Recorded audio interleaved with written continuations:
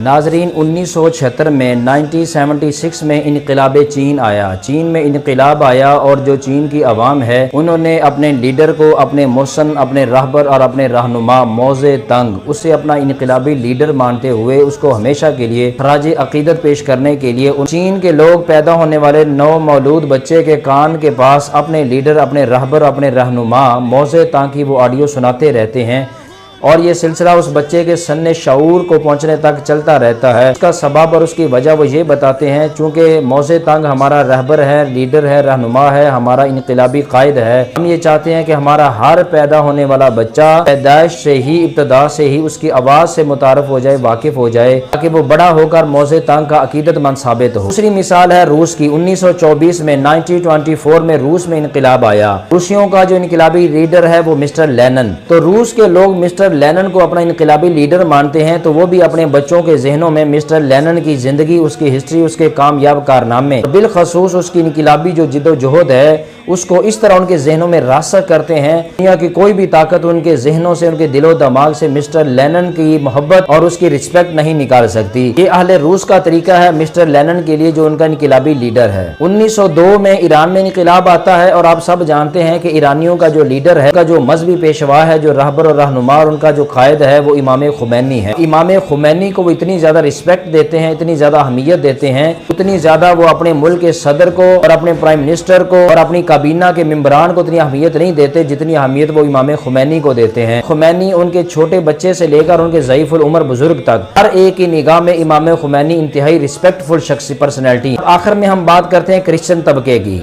ईसाई लोग आप सब जानते हैं कि वो 25 दिसंबर हज़रत सैयदना ईसा अलैहिस्सलाम का यौम विलादत, उस एतबार से वो बड़े तुज़्को एहतशाम के साथ 25 दिसंबर का दिन बतौर ईद मनाते हैं। छोटे बच्चे से लेकर जवान तक और जवान से लेकर बूढ़े तक हर एक शख्स हज़रत सैयदना ईसा अलैहिस्सलाम की विलादत की खुशी मनाता है, मज़हबी त्यौहार के तौर पर उसको सेलिब्रेट करते हैं। सवाल ये पैदा होता है कि अगर चीन में इनकलाब आता है तो मौज़े तंग वो अपना लीडर मानकर उसको हमेशा के लिए खराज अकीदत पेश करते हैं और अपने पैदा होने वाले बच्चों को भी उसकी आवाज़ से मुतारफ करवाते हैं।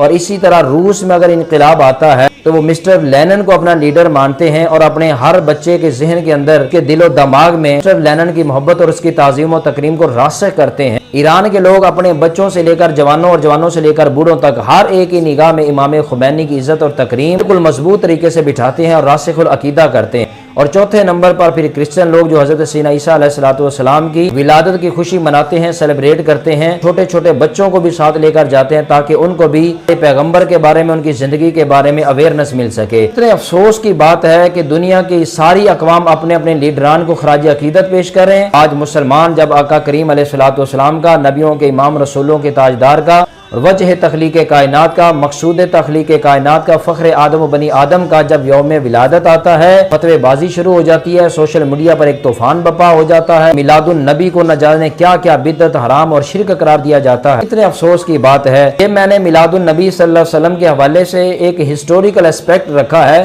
करना कुरान और हदीस के एस्पेक्ट से तो इस पर दर्जनों और सैकड़ों हवाला जात मौजूद हैं। आज हमें चाहिए कि दुनिया की बातिल अक़वाम अगर अपने लीडरान को खराज अकीदत पेश करती हैं तो हमें तो इमामुल अंबिया सल्लल्लाहु अलैहि वसल्लम का भी पूरी मोहब्बत, पूरे अदब, पूरे एहतराम के साथ खराज अकीदत पेश करना चाहिए। सलातो सलाम के यौम विलादत को सेलिब्रेट करना चाहिए।